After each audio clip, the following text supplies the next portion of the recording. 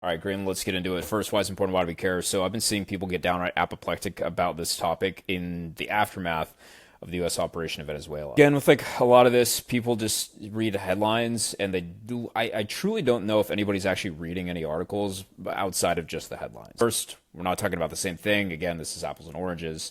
Venezuela was a dictatorship.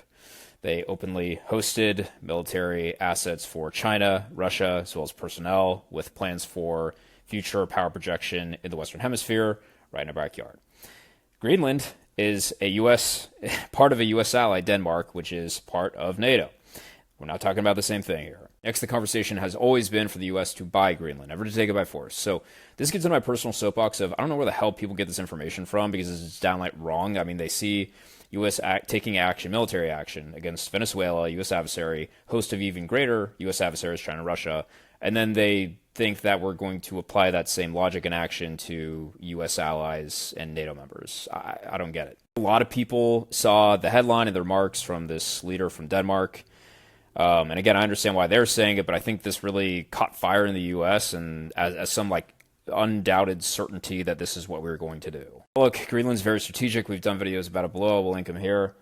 And so there's a lot of value in the U.S. having a presence there. In fact, we already do on the airbase above, and agreements with both Denmark and Greenland that effectively give us like really tight control of Greenland anyway without having to, on paper, own it. So we get all of the benefit of the strategic capability without any of the negatives of having to pay for the people that live there. Rubio apparently is meeting next week with leaders from Denmark and Greenland. We'll see how it goes, but frankly, this is an entire nothing burger that people have just been freaking out about here in the States. So, no, we don't believe that anything will come of this.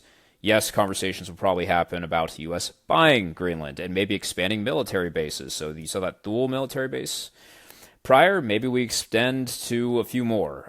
Maybe we have more of a military presence there, so extending the amount of assets that are already in the limited military bases. So totally overblown, not a big deal. We get all the strategic benefits without having to incur really any of the negatives. Like and subscribe for more.